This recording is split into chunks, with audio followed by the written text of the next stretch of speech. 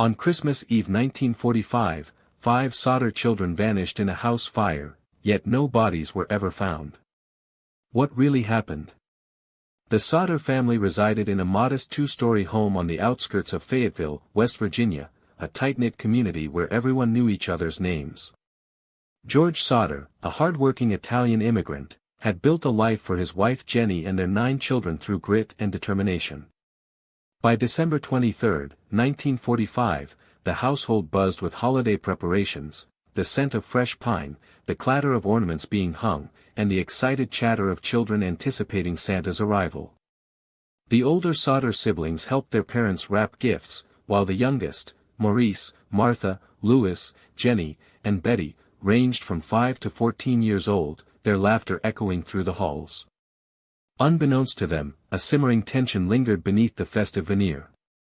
George had recently received a threatening letter warning that his children would be harmed if he did not cease his outspoken criticism of local mafia activities tied to the coal industry.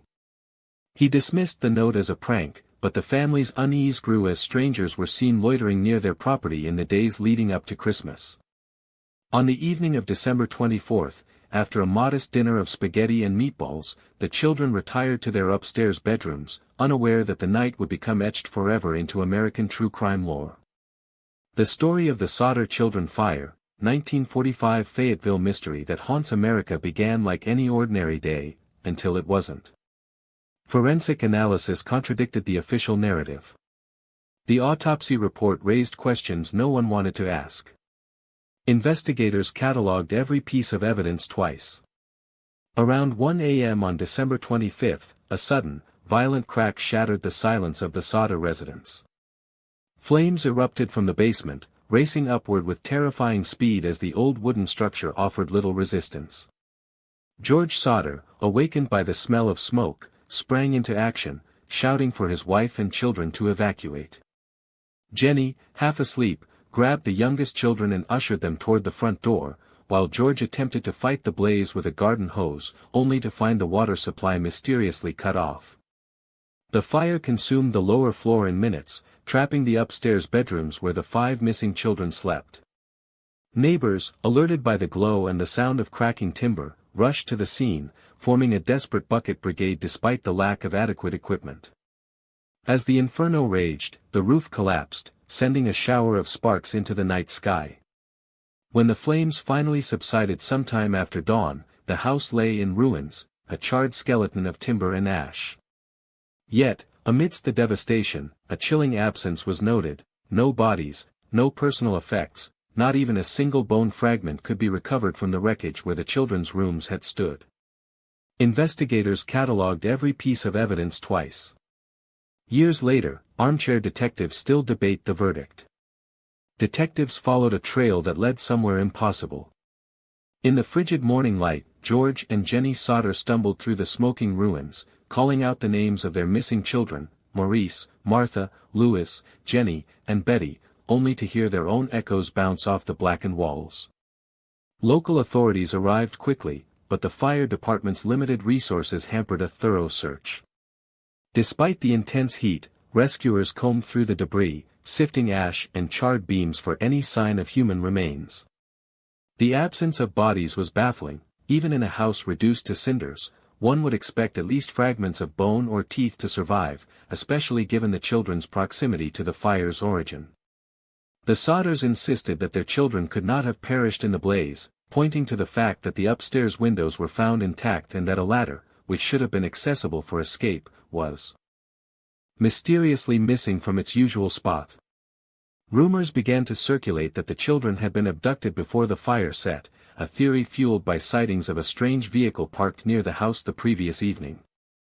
The coroner's office, unable to locate any remains, issued a tentative cause of death as undetermined, leaving the family in agonizing limbo and the community gripped by a mystery that refused to fade. Witnesses who spoke on camera asked to remain anonymous. One detail, buried in the report, changed everything. Phone records told a story the suspect denied. The Fayetteville Police Department launched an official investigation, interviewing neighbors, firefighters, and the Sodders themselves.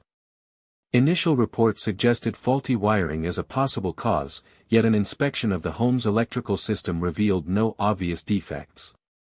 The fire marshal noted the rapid spread of the flames, attributing it to the dry, old timber and the lack of fire breaks, but could not explain why the fire appeared to originate in the basement while the upstairs rooms remained relatively untouched by structural collapse. Investigators also examined the alleged threatening letter George had received. Hand analysis deemed it inconclusive, and no suspects were identified. The lack of physical evidence, no bodies, no personal items, no clear accelerant traces, led authorities to close the case as a tragic accident, classifying the children's deaths as presumed due to fire. However, the Sodders refused to accept this conclusion. They hired private investigators, conducted their own excavations of the basement, and even offered a reward for any information leading to the children's whereabouts. Over the ensuing years, multiple affidavits surfaced from witnesses claiming to have seen the children alive after the fire, traveling in cars headed toward distant states. These leads, though tantalizing, never produced concrete proof, leaving the official stance at odds with the family's relentless belief that foul play had occurred. Timeline reconstruction placed key events minutes apart. The story of the Sodder children fire, 1945 Fayetteville mystery that haunts America began like any ordinary day, until it wasn't. Forensic analysis contradicted the official narrative.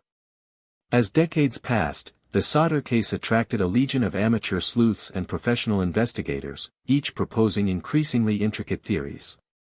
One prominent hypothesis posits that the fire was deliberately set to conceal a kidnapping. Proponents argue that the basement blaze, originating near the furnace, could have been ignited with gasoline or another accelerant, allowing perpetrators to trap the family downstairs while they snatched the children from their upstairs bedrooms. The mysterious disappearance of the latter, the reportedly severed telephone line, and the sighting of an unknown vehicle all support this scenario. Another theory ties the tragedy to organized crime. George Sodder's outspoken criticism of local mafia-linked union activities may have prompted retaliation, with the children used as leverage or as a grim warning.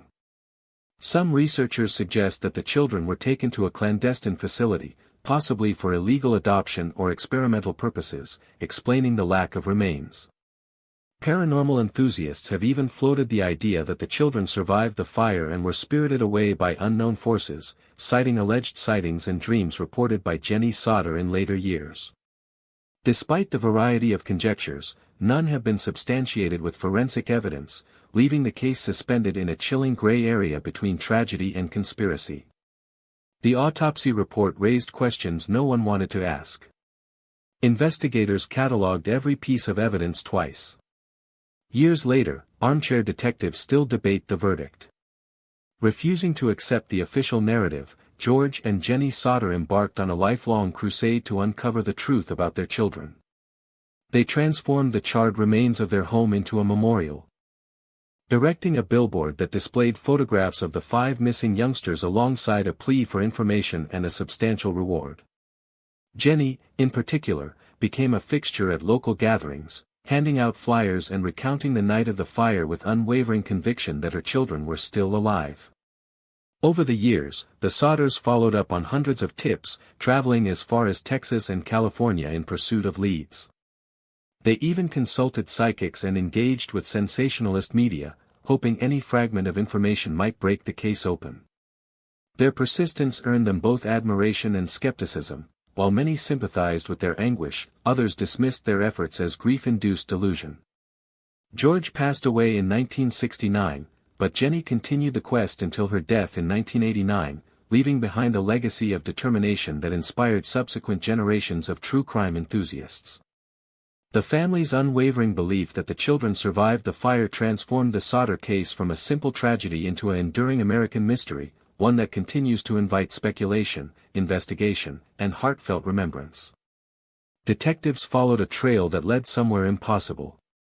Witnesses who spoke on camera asked to remain anonymous. One detail, buried in the report, changed everything. More than 3/4 of a century later, the Sodder children fire remains one of the most haunting unsolved mysteries in American history. The case has been featured in countless books, documentaries, podcasts, and television episodes, each revisiting the enigmatic details and the family's relentless pursuit of answers. It has become a touchstone for discussions about the limits of investigative technology in the mid-20th century, the impact of media pressure on grieving families, and the ways in which communities rally, or falter, in the face of unresolved tragedy. The Sodder name is now synonymous with perseverance. Annual memorial gatherings in Fayetteville draw locals and true crime aficionados who leave tokens of remembrance at the site where the home once stood.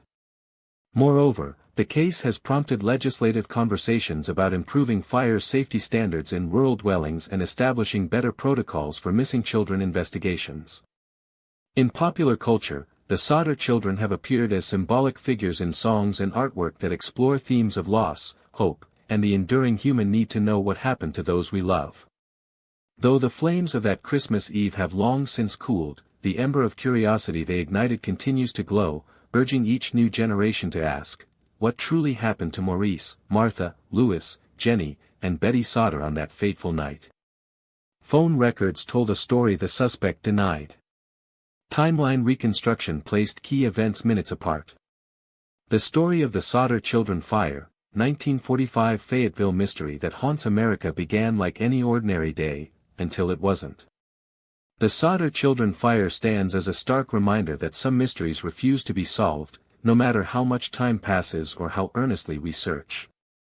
As we close this chapter, we honor the memory of Maurice, Martha, Louis, Jenny, and Betty, not just as victims of a tragic blaze, but as symbols of a family's unyielding love and the relentless human drive to seek truth. If their story has moved you, consider supporting organizations that work to prevent child abduction and improve fire safety, ensuring that no other family endures such anguish. Thank you for joining us on this deep dive into one of America's most enduring enigmas. Stay curious, stay vigilant, and never stop asking the questions that matter.